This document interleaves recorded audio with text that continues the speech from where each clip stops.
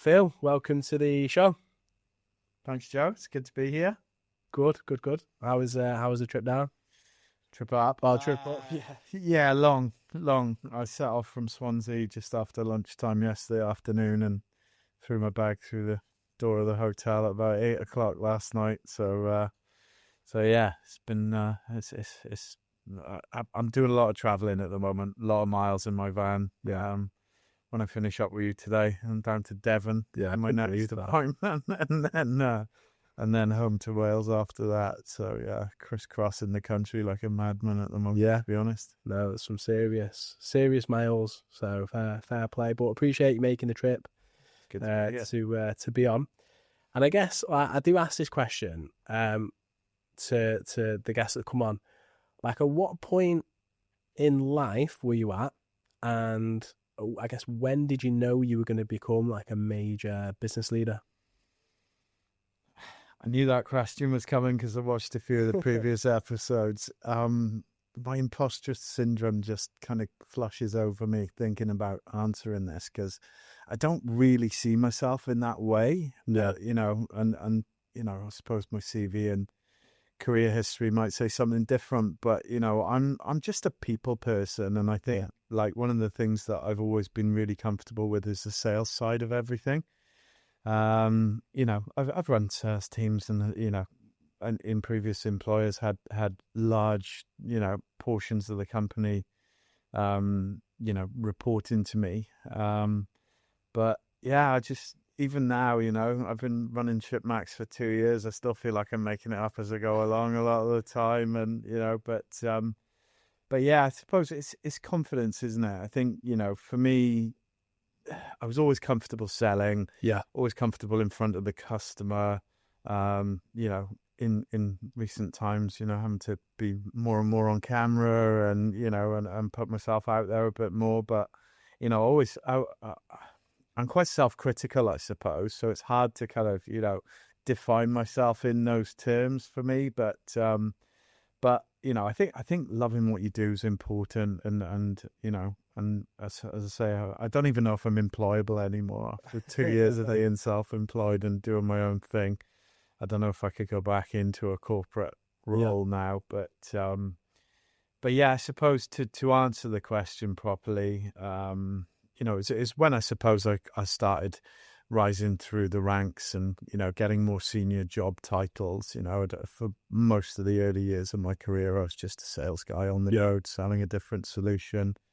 But always managed to be quite successful in the new business side of things. And then, with that came promotions and that kind of thing. So I suppose it was probably in my early 40s when I sort of started to realize that I'd built a career rather than just a string of jobs, Yeah. And which company were you at when you felt, okay, this is feeling more like leadership now? Feeling like definitely responsibility. at DES. So prior to OCS, it was an interesting journey there because we started off just three of us, myself, the two founders, and a part-time sort of bookkeeper. And by the time I left, we'd built a team of 30 people. We had an operation running.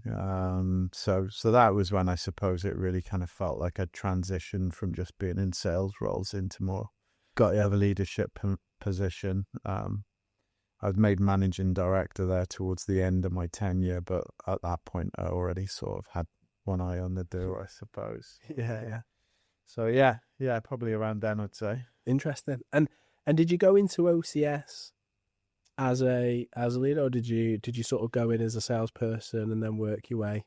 Well, it's interesting because they kind of created a department for me. Okay. It was partly due to kind of internal politics and not wanting to sort of disrupt existing sort of organizational structure. So I went in as head of eCommerce, was the role originally. So it was kind of directly reporting to the MD, no team below me as such. So kind of bolt on at the side of the existing sales team rather than coming in and sort of, above anybody that was there already.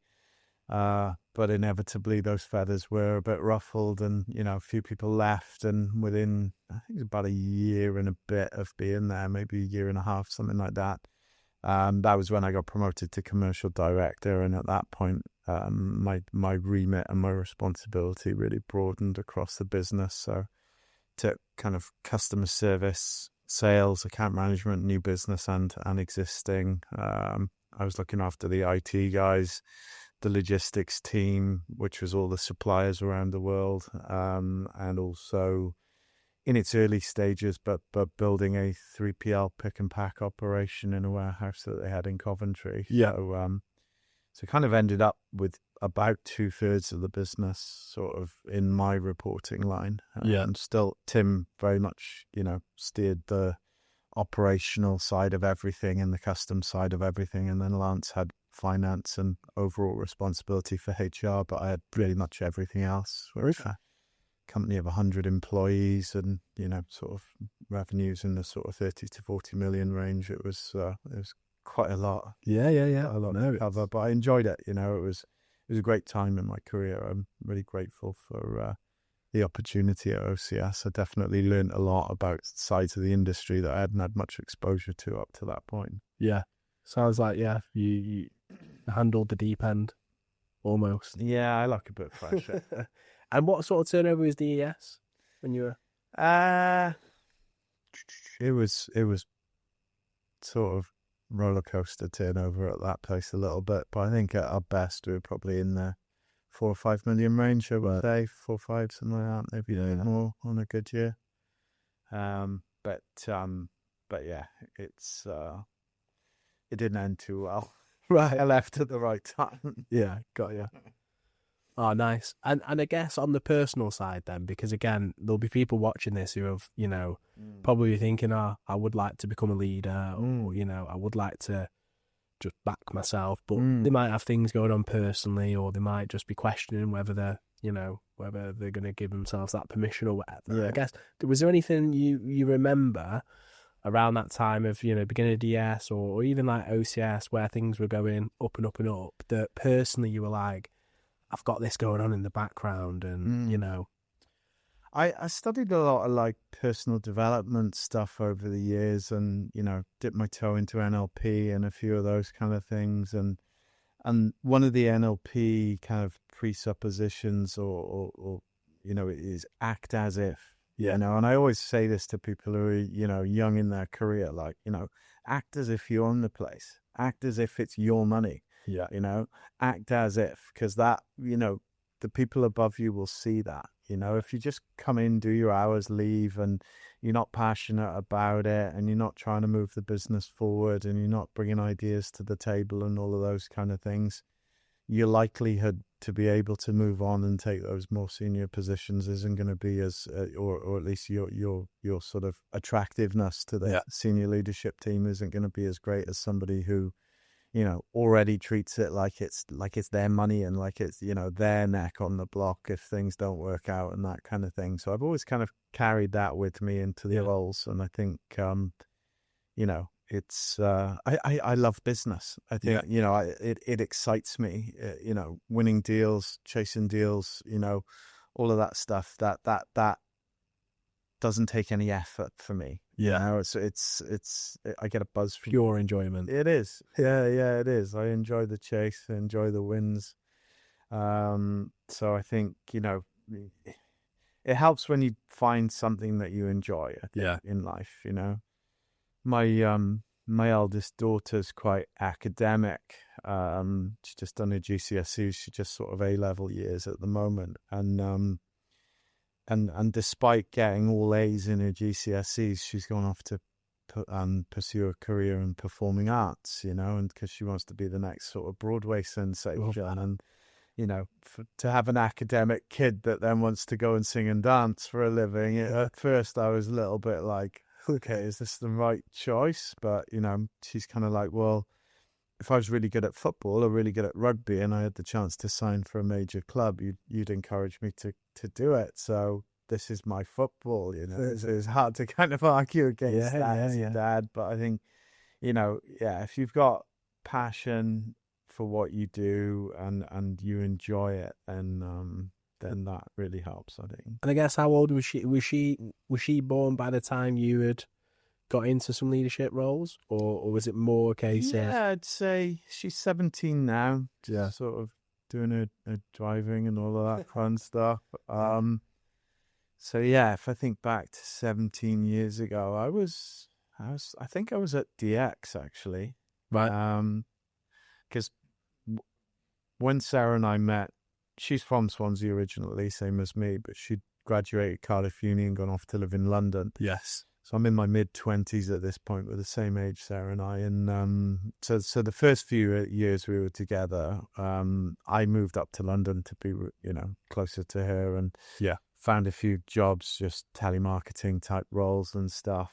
And then we'd been in London a couple of years, and we managed to scrape together the deposit for a flat near Wimbledon.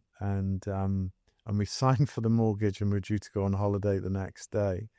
And I basically announced to her on the flight as we're on our way to Sardinia that I was going to quit my job and when we got back and take the first job that offered me a company car, because I was just sick of getting the bus and the train from Swansea back and forth to London all the time. So that job ended up being with UK Mail. Right.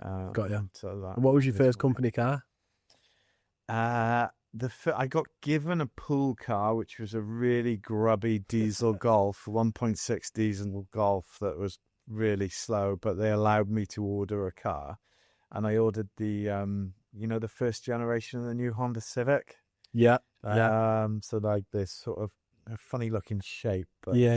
It was a 2.2 litre injected diesel. It went like the clappers. I absolutely loved it. It was all black and a glass roof. Yeah. I really thought I'd arrived when I the guy to that car. Love that. Yeah, love that. No, and was there any like challenges or anything that you felt, this, there was a real lull period or a real tough period that I had to get through, and here's kind of how I did it?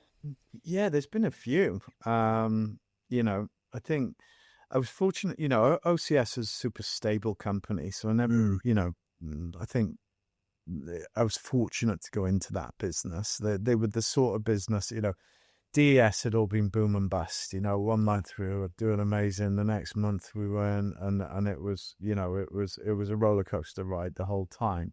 And I think I had a bit of PTSD from that roller coaster after a while. So like to go into OCS, which was just, super solid, established in its place, people knew who they were. Yes. Financially sound. Everything was just, it was totally the yin to the DES yang, I suppose. So it was the right time for me to join a business like that. But more recently, I had a pretty tough start to this year, I suppose. Like spring into early summer, things took a bit of a,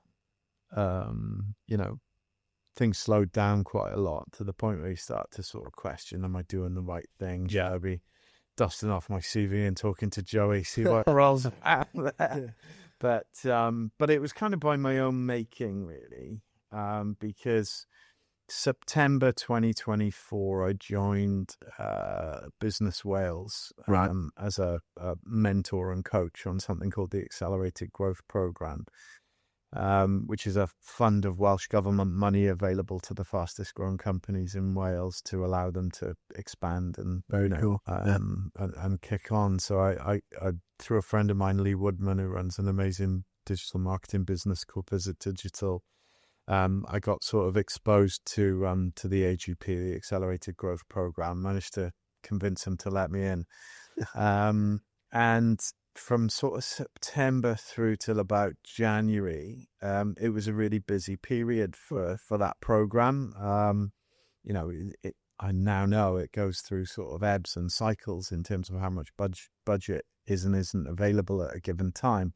And September through to sort of Q1, there was plenty of budget available, plenty of work on offer, and it pays, reasonably well. And it's nice work because you're meeting lots of different interesting businesses in Wales, all different shapes and sizes, but often similar challenges. I was really enjoying it. And then it's probably around about February of this year, the budget had all been spent and the work sort of really dried up. And I think I'd somewhat complacently become a little bit, you know, a little bit reliant on that work. And then all of a sudden when it wasn't there, it was a bit of a wake up moment to go, okay, hang on, you know, I can't rely on that stuff. I just kind of knuckled down and, you know what it's like. So hustled for a bit and, you know, probably, August, September through to now has been really buoyant. So yeah, nice. So I think honestly, some of the best things across like business, I think, come from them low periods. Like I remember, like for us, COVID hit, and it was like take me out. Everyone was pressing the buttons, and that was like every recruitment project just saying, "Oh, we're going on hold," and it's all. It's all being paused. No one knew what was going on, and then that pushed us to go into the US because they were just pro business, you know, size and scale of the US. They're like, we can't just shut everything down, sort of thing. So we ended up doing more in the US, and probably led us to doing probably 70% of projects out there in the US. So it's I'm sure it's led to bigger, better stuff, which is good. And I guess probably brings us to now, like Shipmax. I guess just to give us a bit of a context, like what is it Shipmax are doing, and what you're going to be known for?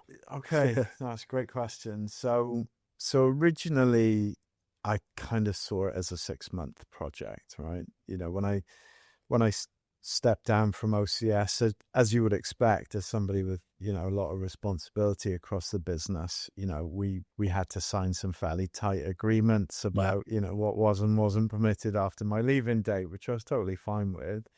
But it gave me a 6-month period where I had a fair few limitations and handcuffs on me. So I thought, okay, well, you know, what can I do without breaching any of this stuff? And, you know, consultancy seemed an obvious answer. So spun up a website in Squarespace, sort of pushed it a bit on LinkedIn, but didn't really have a business plan.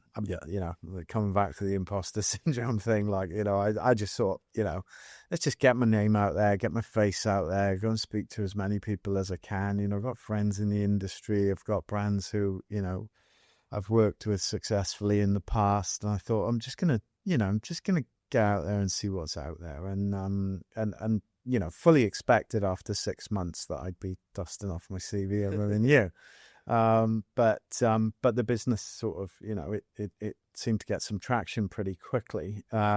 So in terms of what the business does, you know, 80%, I suppose, is activity on the solution provider side of supply chain. Okay. So I've got probably 15 or 20 clients who I'm active with in one way, shape or form. Yes. And they're across all modes of transport, all types of, you know, needs and requirements, right? So, you know, I've got freight forwarding businesses who I'm working with. I've got 3PLs, warehouse management systems providers, return software providers. So, you know, pretty much anything that you might need as an e-commerce or supply chain focused business. Yeah.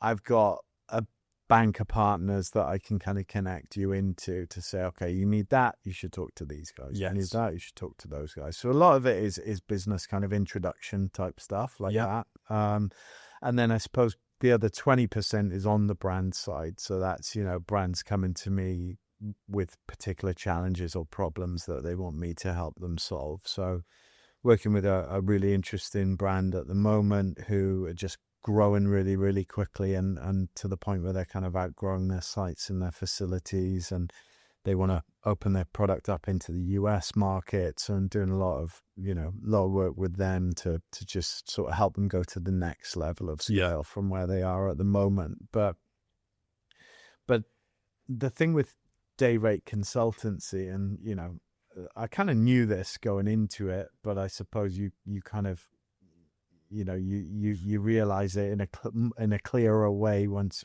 you're in the mix. You know, it's got quite a firm glass ceiling.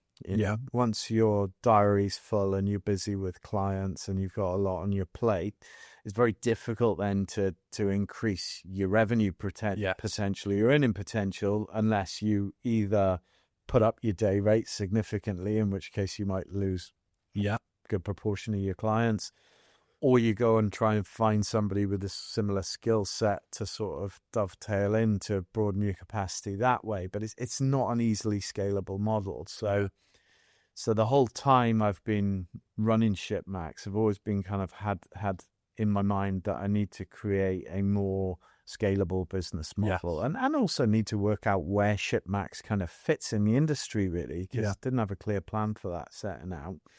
And I sort of looked at a lot of different potential avenues that I could go down. Done a lot of work in the software world over the years, so know some really good developers that I've outsourced projects to, and we've done some projects for brands together since I've been running Shipmax and solution providers. So it was kind of like, okay, maybe there's a software play in there somewhere. But I'm a big user of the AI stuff, and when you see the kind of the code that LLMs like Claude and ChatGPT can write, you kind of think, actually, do I really want to be investing into developing software if somebody with an internet connection can build the same thing as me in 2 minutes if they know their way around the AI stuff? So I kind of went off the software idea, then kind of thought a little bit about whether there was a play to do with content. Yes. As you know, I put a fair bit of energy into LinkedIn, and I'd spent a good bit of time looking at like YouTube content and various different content for the supply chain space, and I kind of worked out, or the opinion I formed is that there isn't a great deal of good quality content out there. Yes. If you're on the brand side, like you're in merchandising, or you build Shopify websites, or you're, the next kind of TikTok marketeer or whatever, there's loads of good content for that digital sexy side of the industry, if you like. Yeah. But, the dusty, boring warehouses, trucks, and, customs and all of that sort of less sexy side of the industry, most of the content's crap. Like really crap, like, really badly voiced over animated videos that, leave you as confused after watching them as you were when you press play. So I did think about that. But again, it felt out of my comfort zone. Like, I don't know how to edit videos. I mean, I can muddle my way through. I'm fairly technical, but it just didn't feel like natural, like for me and the thing. So the thing is becoming my my new service, which I'm calling the Lead Exchange by Shipmax, and it's basically a concierge service to match brands with suitable 3PL partners. And are you allowed to say how you get the leads? Yeah, there's a number of ways. I mean, a lot of them, because I'm independent. I was auditing a warehouse this morning, as we mentioned, when they were warming up, and I was explaining to the guy there that, when I was Phil from OCS, a lot of doors would be closed to me that are now open to me now I'm Phil from Shipmax. Yes. Because I'm not the solution provider. I'm independent of the solution providers. So, brands, retailers, and, people with freight to move will talk to me much more openly now. I'm not Phil from OCS or Phil from wherever. So that independence has been good. And then I have quite a number of large 3PLs, friends in the industry. He's on all my marketing collateral, so I'll happily mention him by name. But, Lee Thompson, who's the CEO of Fulfillment Crowd, has been a really big supporter of Shipmax from day one. Thank you, Lee. Great guy, super nice guy. And he's listened to a lot of my crap ideas, and says, but you don't want to be doing that, Phil, and keeping you honest is why, keeping me honest. And he's a great sounding board and a great mentor. And I'd had this idea kind of forming in my mind for a while, but it certainly didn't have much structure to it. But over the 2 years that I've been running Shipmax, I was trying to add them up recently. I think there's something between 15 and 20 brands have come to me one way or another, and I've managed to successfully place them into a 3PL. Right. A lot of it's been UK brands looking to hold stock in the US because of the tariffs. So I've done a number of those type of deals. Then the 3PLs in the US have reciprocated and gone, oh, we got this brand who want to have stock in the UK, Phil. Can you help them find a suitable warehouse partner? So I've had a few coming back the other way as well. And then a few European deals, and then, you know, a decent chunk of just UK domestic deals as well. And I was like, you know, starting to think, okay, there's something in this, you know.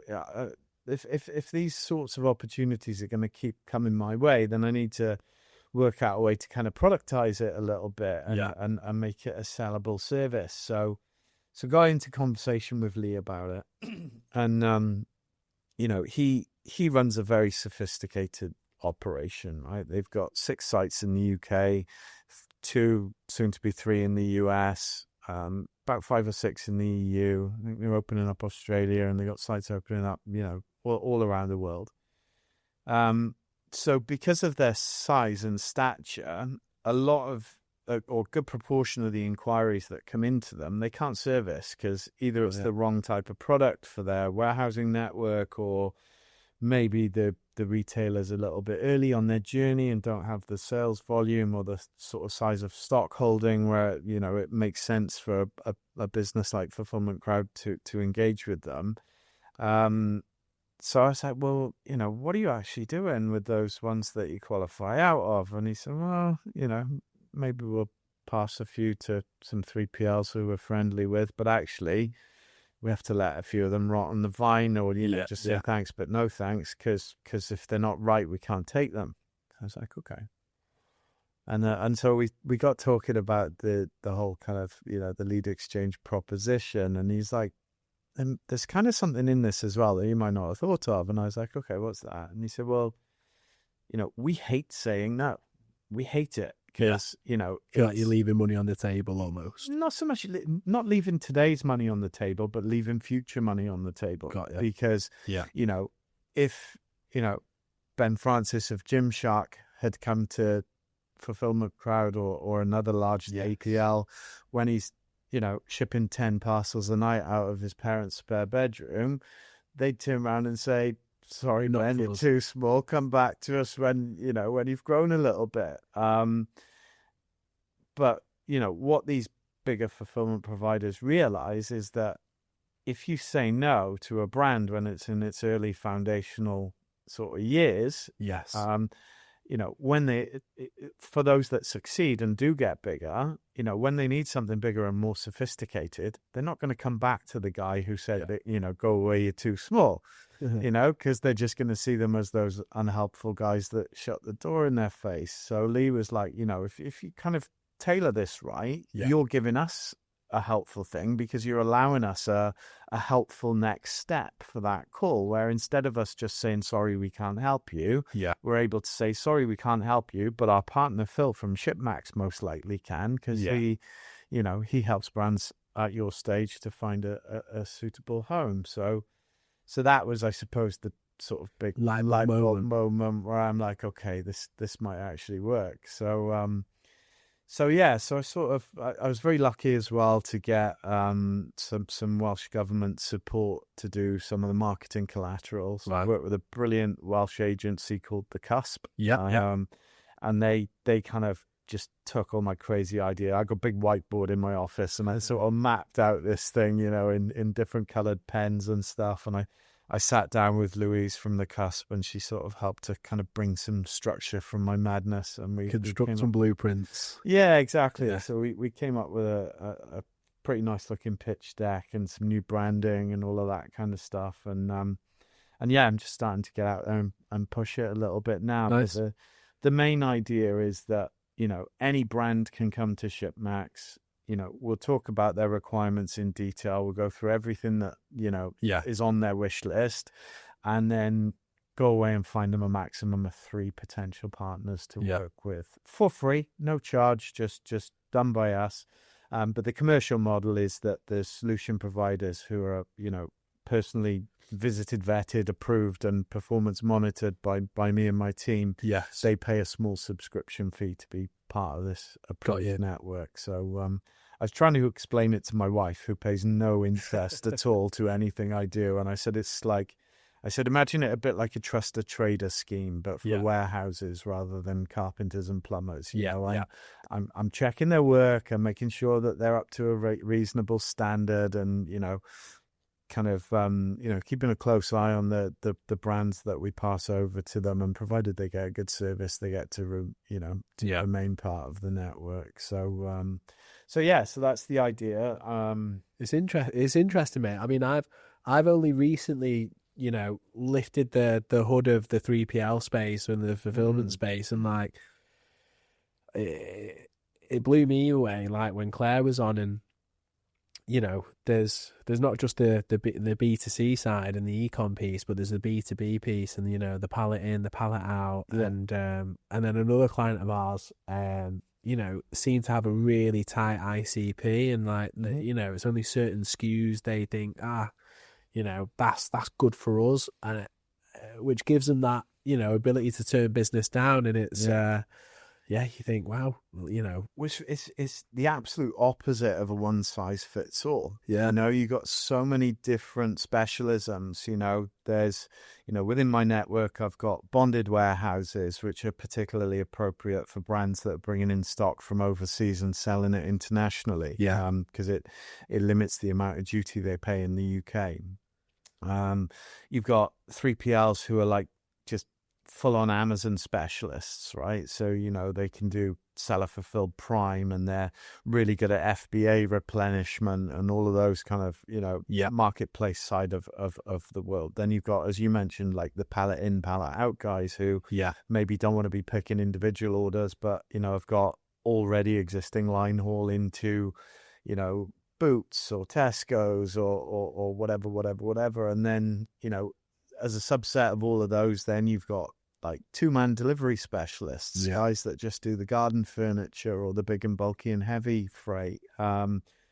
You've got, you know, refrigerated and chilled, you know, and there's a growing demand out there for like HelloFresh type ice pack boxes, you know, for fresh food items, because people are paying more and more attention to what they put on their plate and in their mouth. And a lot of, you know, TikTok and Instagram brands are springing up with, you know, local food produce that needs, you know, that needs chilled storage. What other specialisms are there? There's, I mean, those kind of the main ones. And then, you know, you've got your sort of small, medium and large as well. So, you know, your big guys like, I don't know, for example, Whistle Fulfillment Crowd, you know, some of the bigger players, and not, you know, obviously like GXO and Clipper and all of those guys as well for the enterprise level brands. Yeah. Then you've got a kind of big tier of sort of owner operated sort of independent guys who kind of sit below the really big guys.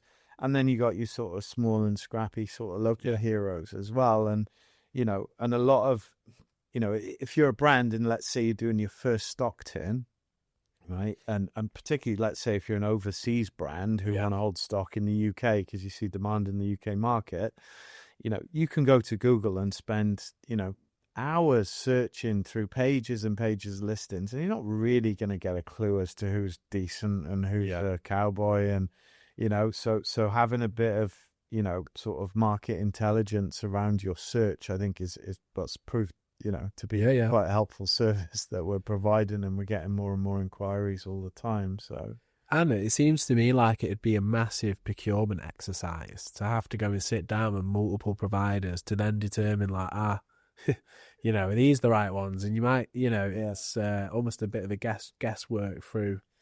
Yeah, I mean, I'll give you a live example of that. I got talking, and I got involved very late in the search. This lady was well into her journey by the time that we had a conversation. But the conversation, they're an Australian fashion brand, right? Really successful. I think they, you know, multi-million pound business, but really high-end clothes, like, you know, sort of a lot of swimwear, beachwear, that type of stuff. You know, expensive pieces, properly properly, high-end gear. And for this particular brand, they'd been looking for a partner in the UK. I spoke to her probably 6 weeks ago. She'd been looking since February. Jesus. Since February. Yeah. And the person responsible for finding this overseas warehouse was the chief marketing officer of the brand, the CMO, like right at the top of the food chain, so to speak. And she'd spoken, I think, to 20 or 25 partners in the time from February up until November. I mean, by the time I got talking to her, she'd shortlisted down to about 3 or 4. Yeah. And she did have, they had some very, very specific requirements for a provider that they were looking to find. They wanted a kind of clean room setup, not to be in a dusty warehouse, which you can understand because obviously one of these garments gets marked. That's $300-400 of waste ultimately. They wanted close proximity to London because occasionally they would get somebody order a whole wardrobe of their stuff and they'd want to deliver it same day that afternoon. And almost certainly those orders would come from inside the M25. And so, so they had, it wasn't an easy brief to meet for a 3PL. And she'd whittled it down to about 3. I gave her a 4th one to go and have a look at, which I think was as good an option as any of the 3 that she'd found herself. I'm yet to catch up with her actually to see what the verdict is. Yeah. But that to me was when another one of those kind of moments where you go, okay, this is what I'm doing here definitely adds value, because if you've got second or third most senior person in a multi-million-pound brand taking this on as a project in February and still wrestling with it, but come November, and I would argue that the provider I sort of put forward is probably as good as, if not better than, the 3 that she'd managed to find herself in all those countless hours, because she'd been on 20-25 Zoom calls with different providers. It's a lot of hours. Yeah, it's a huge amount of time spent. And it's not like, even running that kind of procurement exercise, it's not that you're guaranteed to get it right. So it's almost like it's probably nice having a trusted partner to be like, do you know what? We know at least, the thing that might tip it over the edge. Phil's been in the warehouse, he's been on site, he knows the people, he's seen it go right a lot, with similar profile businesses. So probably just, it's almost that little bit of trusted, thing that tipples it into, into the thing. Yeah, and I think, if you're the CMO as well, no offense to this person at all, but, chief marketing officer, that's not, a supply chain logistics focus role, is it? Normally, so as I say, for me, I'm all about trying to develop trust and relationships with these brands, and the 3PL search thing is an easy, or I wouldn't say easy, but it's an area where we can add a lot of value. There are other providers out there that offer a similar solution to what I'm offering with the lead exchange, but I think I'm doing it quite differently to most of them.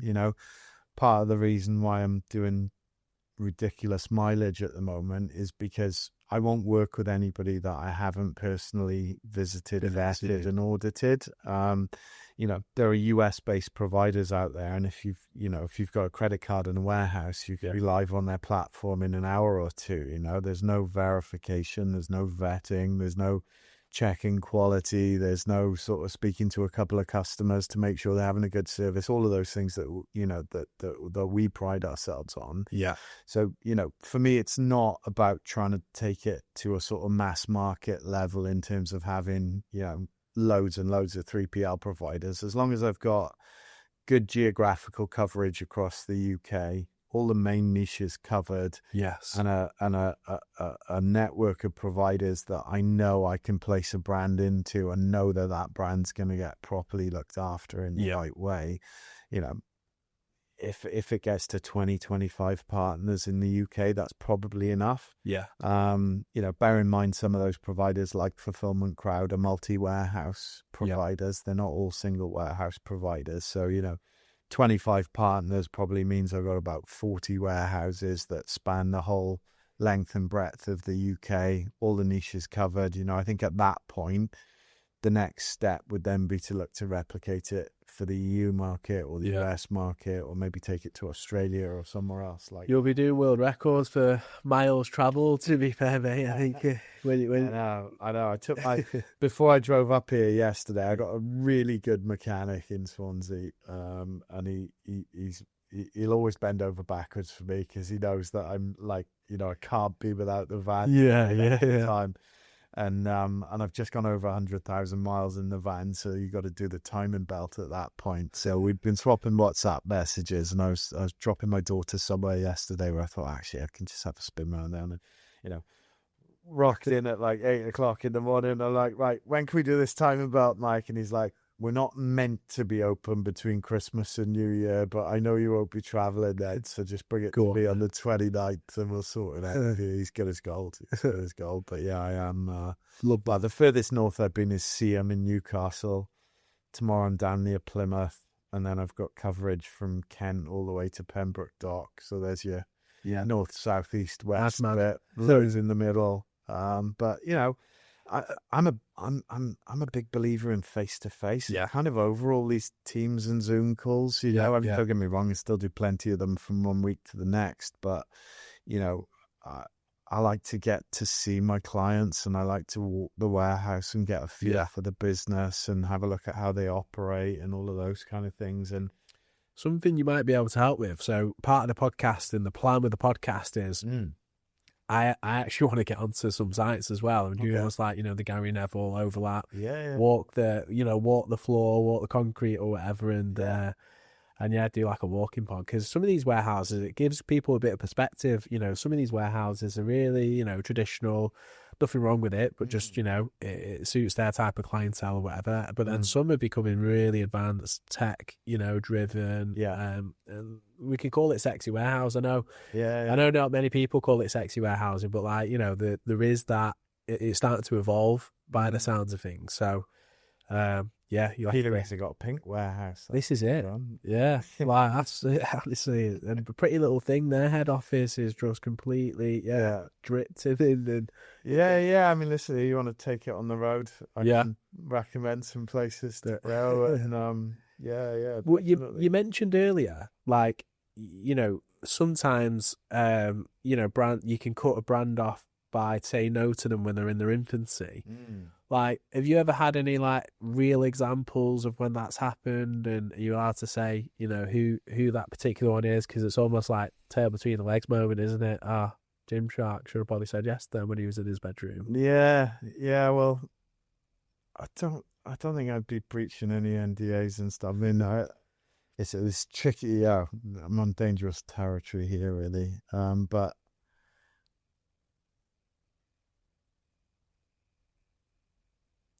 I'm sorry. No sweat for thought. No, but I'm not going to mention the brand by name. But there was a really early fulfillment customer of OCS. This is one of my proudest moments in sales, right? And I'm not going to mention them specifically because I'd probably get heat off the brand and off former employers. But these guys had joined OCS at a time when OCS, didn't really have a fulfillment operation per se. Things were run on spreadsheets. We'd do a orders extract as a CSV file out of their Shopify store, and then that would tell the guys in the warehouse what needed to be picked and shipped. And OCS took this brand on when it was doing 5 or 10 orders a day, I think, like literally tiny. But it grew really, really quickly, and as it grew quick, it kind of broke that early version of OCS's fulfillment system to a certain extent, because they didn't have a warehouse management system. It was easy to make mistakes because there was no scanning of barcodes or any of that sort of stuff. It was just a visual picking type thing. And because they'd grown really, really quickly and needed something more sophisticated, what they'd also, to a certain extent, done had been to get a bit behind with their invoices. Right. So there was a bit of debt there from OCS's perspective, and so anyway, often when you're the warehousing partner, you have what's called a lien over the goods, which Okay. basically means, you don't pay your bills, then the ownership of the goods transfers to us rather than you. So anyway, long-winded story, but what ultimately happened was, I got pushed to the front of this kind of bad cop type situation, right? There's like, the customer are really unhappy because, we're making mistakes on the orders because the system we put together for them, which was fine when they were at 5 or 10 orders a day, just was breaking at 100 orders a day. So the brand were unhappy.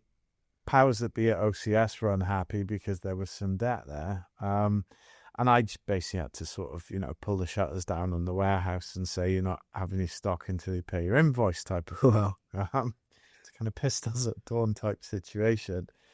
And inevitably they left, as you'd expect. They would. They paid, they did pay. We released the stock to them. They took it somewhere else. Then they moved to a different 3PL provider, but immediately felt like a very small fish in a big pond where they'd gone. And I'd sort of maintained contact with one of the directors there over time. It got really quite it got a bit ugly towards the end, but I sort of, just kept putting an olive branch out there and checking in and this, that, and the other. And as I was leaving OCS in 2023, I want them back. Right. So it's kind of gone from, them hating us to then me going into debt collector mode and like literally holding a gun to their head with their stock behind me going, you're not touching this stuff until you pay our bills. They leave in a really bad mood with a bad taste in their mouths because, I've basically given them an ultimatum. And then, 2.5 years later, I managed to tickle them back into the boat. So, it wasn't the biggest deal I did at OCS, but I was pretty proud of it. From one end of that spectrum to the other and back again. It was like, pretty proud of that. It's almost like primary school if you have a fight with one of the lads and then you just end up becoming best mates. It's like somehow for all the confrontation, you've ended up getting to respect each other, know each other. Know where those boundaries sit and lie, and it was definitely a bit like that. But no, mega. Well, I guess like the thing I've quickly learned is, sales in the 3PL space is no easy feat necessarily for the reasons you've kind of brought up in the layers and the differences and nuances. And also it's just a massive decision for brands to trust the 3PL with saying, hey, hold our stuff and make sure we get it right for the customers. Yeah. Like what do you think would entice someone to go into 3PL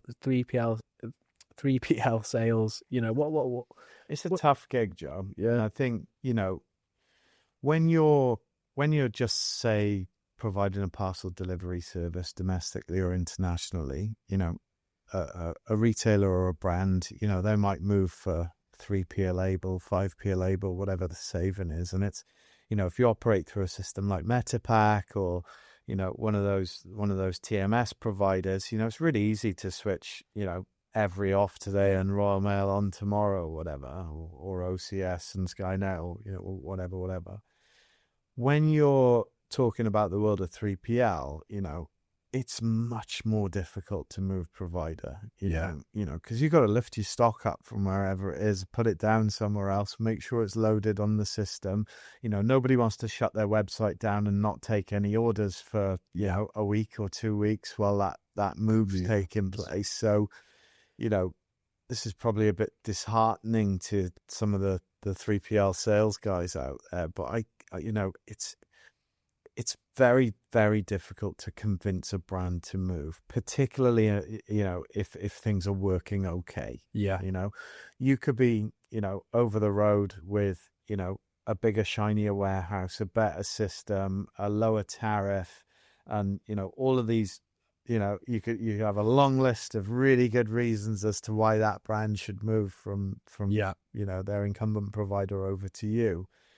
But until they're feeling some proper pain, motivating them to actually go on and do that is very, very difficult. And this is where I think, we add a lot of value with the lead exchanges. That everything that we bring to the table, those leads are active. They're in the market. They're looking for a new provider at the point where we engage with them. None of it is, have a chat now for something that might happen a year from now or 18 months from now. Yes. It's brands who are looking for a provider when they engage with us. So we know that intent is there.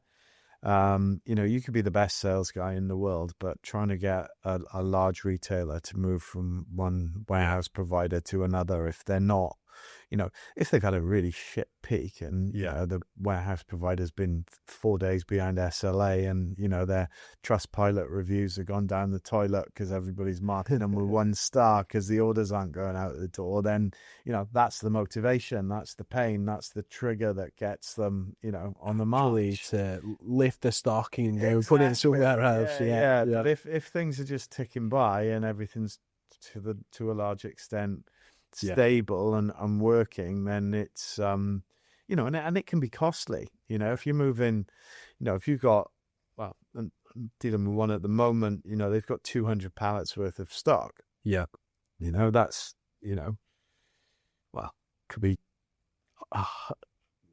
what'd it be, 80, 100 lorry loads potentially.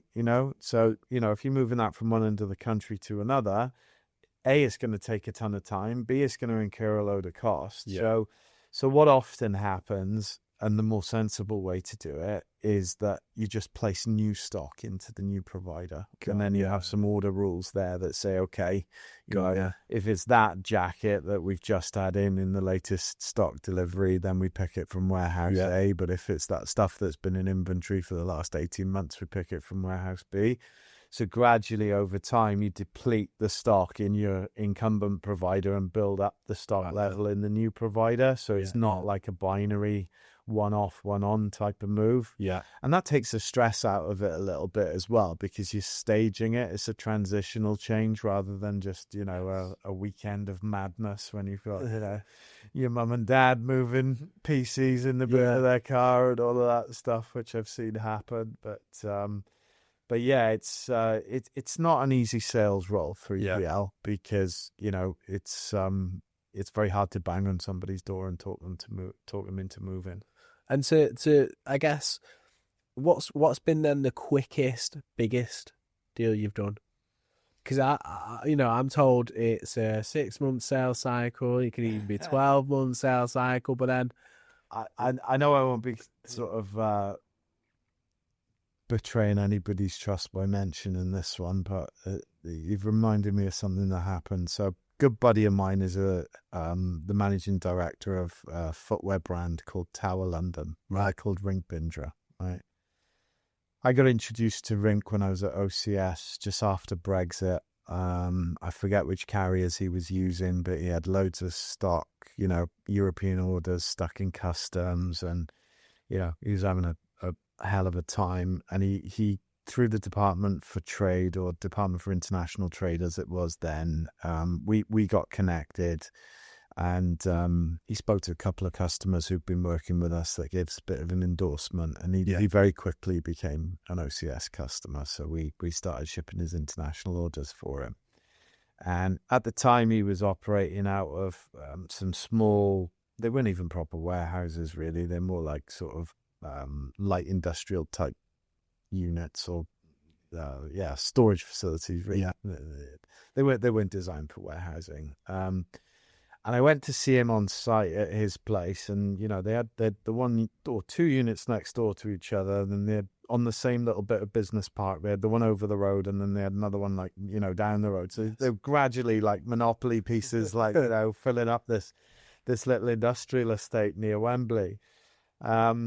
And when I went to meet him, his office was upstairs. And as we're going up the stairs, there's like shoeboxes stacked on the stairs, because they're just bursting out. They had to go somewhere. They had no space. There's just shoes everywhere. Went into the kitchen to make a cup of tea, and on the worktop next to the kettle, you got shoeboxes sort of stacked up and stuff. So, and at the time, we had a few little. One decent sized fulfillment account, and then a number of smaller sort of, largely storage based accounts up in Coventry. So I said, look, why don't you give me some stock for up there? I said, we can do your Limworks integration, and we can set up your Royal Mail accounts, generate your labels, all of that. And and Rink being Rink, you know, he does business like me, you know, he's 100 mile an hour.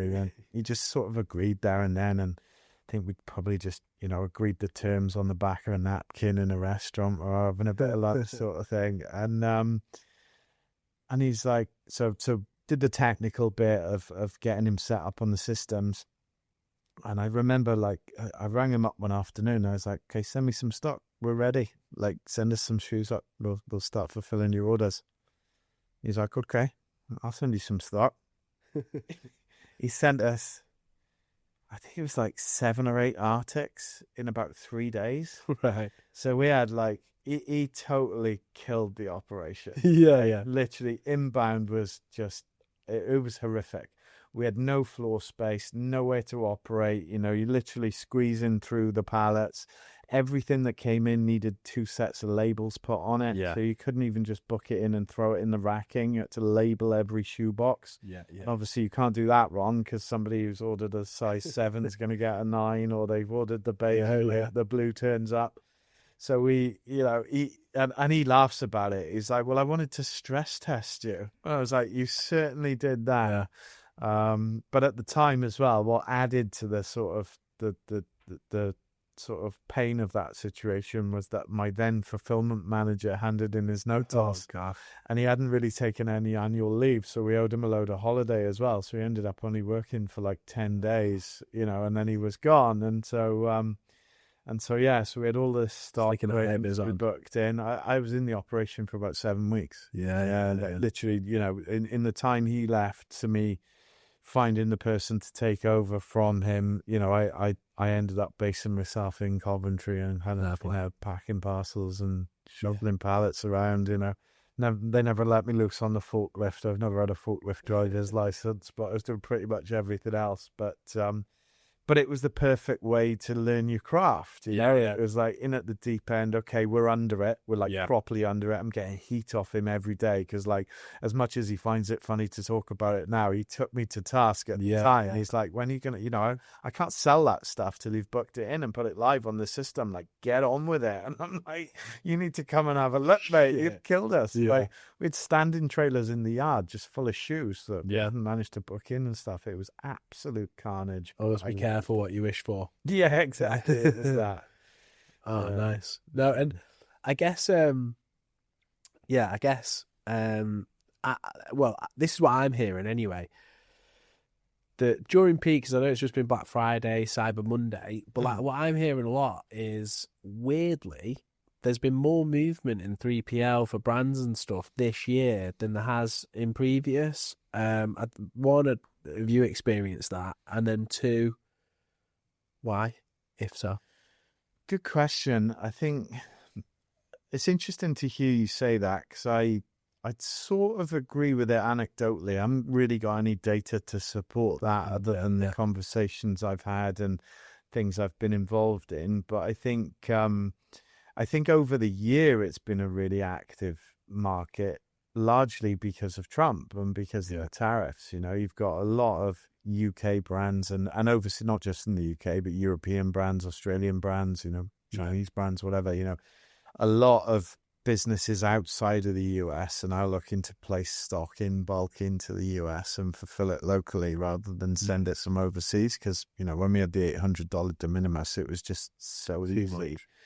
So it has been buoyant. I do, you know, quite a few of the people I speak to, the higher, you know, people who've been around a long time and have, you know, their ear to the ground. I think the market's quite ripe for consolidation. Yeah, I think at the moment you've got a lot of small, you know, it's quite a fragmented market. Yeah.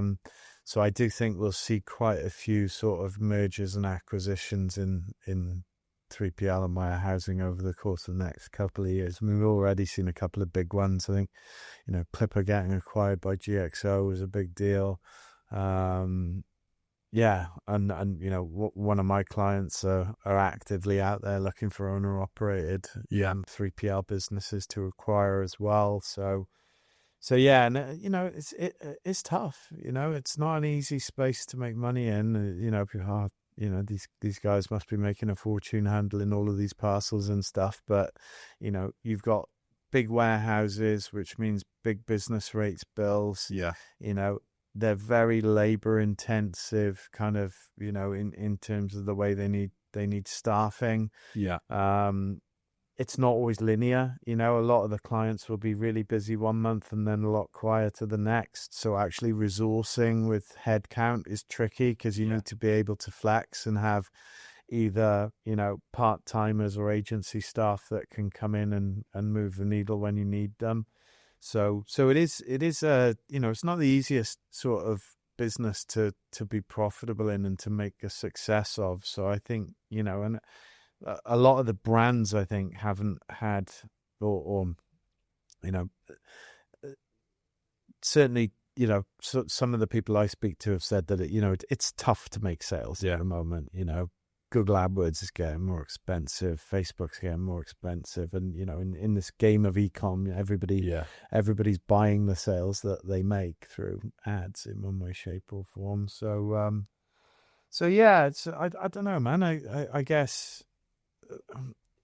I hope the market's buoyant and active in the way that you described, because if it does, it bodes well for me, for my new thing for next year. So yeah, we'll see. But I think, you know, I think the trend of brands wanting to hold stock in multiple territories is definitely one that's you know, likely to continue. You know, we're not going to see any major easements from the US now in terms of their policy as far as overseas goods are concerned. We got the changes coming down the line with the EU, where everything's going to become dutiable, I think, from 2026 or certainly 2027. There's even, you know, an announcement in our own budget about Rachel Reeves wanting to do away with the £135 de minimis level. So I think we'll, you know, our 3PL sector will benefit with some more overseas brands coming into the UK with their stock as well. Although it did make me chuckle a little bit that, you know, Trump can get a change like that through in 3 months, whereas Rachel Reeves made her announcement and it's due to come to pass in 2029. It's like, I could be dead by then. Nuclear war might have broken out by 2029. I mean, like, just get on with it. Just do it. But yeah, there you go. Well, I don't want to get into politics on your podcast. No, it's all good, and it, you know, it's looking into the future of 3PL, so you know it's relevant. I guess, to sort of round off, have you got any, I guess, like major predictions for, like, you know, the next couple of years, you know, from an e-com or 3PL?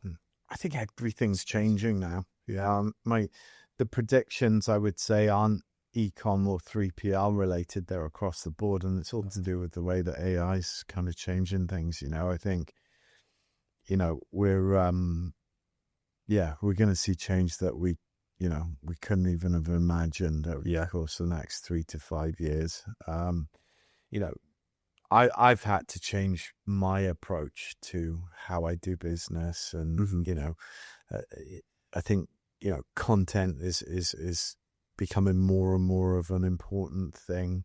I think it's going to get to a point where if you're not visible to the world through some form of social media or content, you're just going to disappear. You're just going to fade into the background, and nobody's going to be able to see you or find you. You know, it's why, you know, I was very keen to take you up on the offer to come and shoot this, and why I'm active on LinkedIn a lot, because I genuinely think that, you know, if you're not creating a digital footprint for your personal brand, you know, if you're, you know, whatever stage you're at in your career, or for your business, if you're a business owner, then, you know, you're going to get, you know, it's going to be, you're going to fall behind. It's going to be more and more difficult to catch up to the people who've lent into that early on. You know, I'm using more and more tools and finding, you know, little productivity hacks. I mean, somebody introduced me to Whisper Flow recently. Have you used that? I've not come across it. It's like a really, really good AI-based dictator, like dictation app. So, you know, whereas I might sit for, I don't know, 5 or 10 minutes writing a detailed email, now I can just like speak into my phone, and it will, it not only kind of, you know, dictates what it is you're saying, but it kind of corrects it, gets all the punctuation in the right places. So, an email that might take me 10 minutes to type, I can smash out in whisper flow in, a minute or two just by talking to my phone, and it's those, it's those little productivity gains that compound, and I think, whenever I'm doing like, the accelerated growth program stuff with Business Wales, and I'm out there talking to businesses, I'm really pushing them on this. I'm like, you've got to incorporate some of these productivity wins into the way that you work, because if you don't, it's going to just get more and more difficult to compete.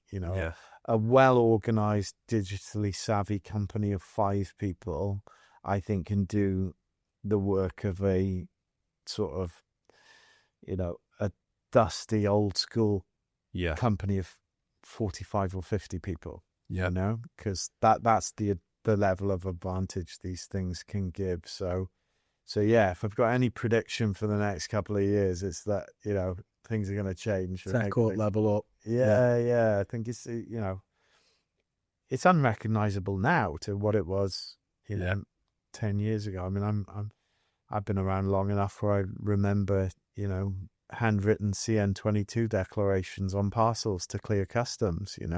Can't do that now. It's got to be data driven. It's all about tech, and there's got in the same way as a bit of freight moves from point A to point B in a physical way. The data that accompanies that freight's got to move from point A to point B as well, through integrations and system connections and all of those kind of things. And I think I think we're in a really, really interesting time. I always say, like, I'm glad I'm not, a young person starting out in their career at this time, because it just must be really, really daunting, to see all of these technologies evolving, adapting and changing, and to know it's happening fast as well. Really fast. Yeah. I mean, I was reading something recently or listening to a podcast or something, and they're sort of saying, the value of information is going to pretty much go to zero, because it will all exist in these large language models. So, think about information-based jobs. That's your GPs, your lawyers, your, all of those type of jobs are going to be almost like valueless. Conceivably, people would say to you, if you said to somebody now, I went to see my GP and they looked at, my ailments on ChatGPT, people would be horrified, thinking, that's really bad way for a GP to practice.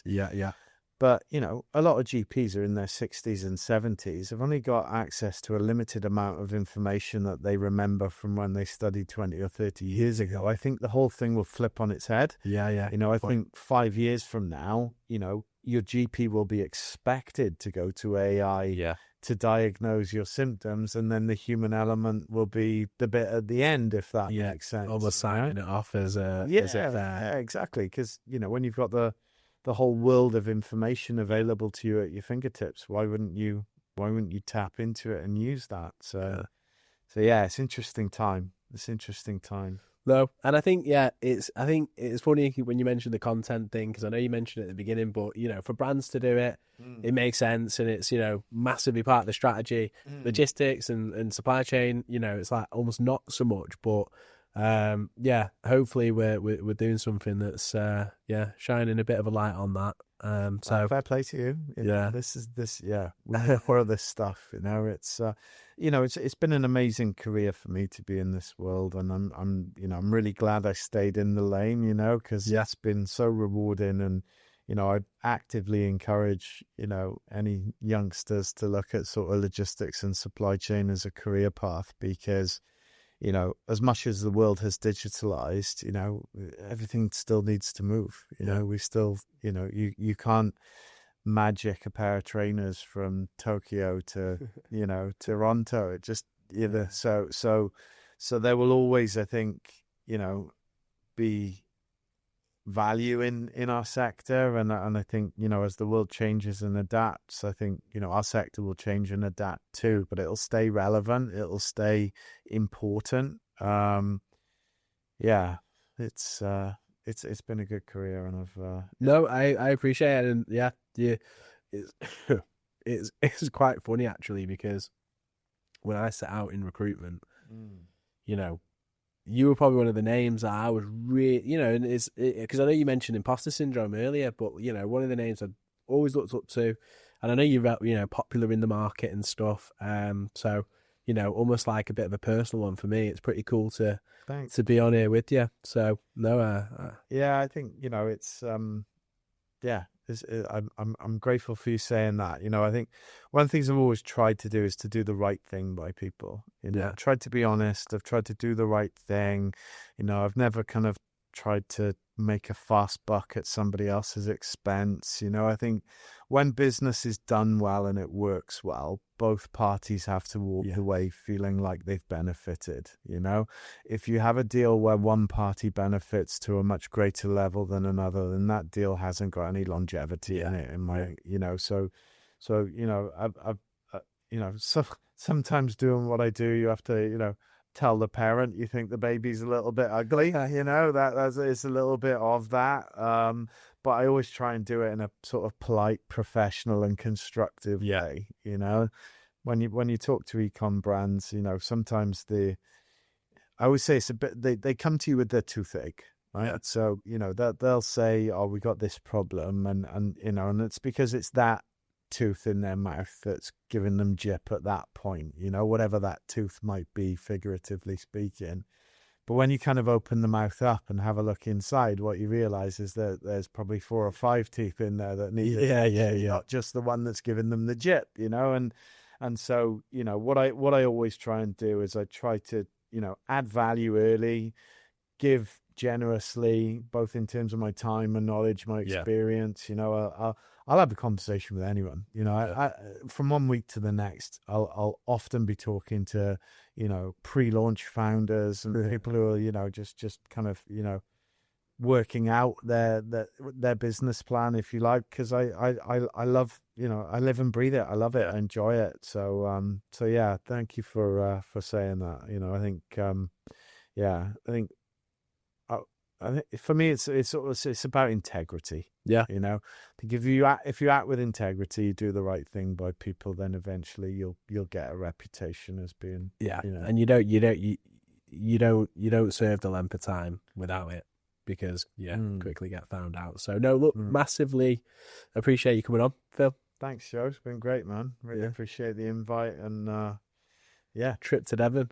To Devon now. Yeah. I've got a quick call and then I'm back on the road. So yeah, but home tomorrow night. I'm looking forward to getting back to Wales now. Mega.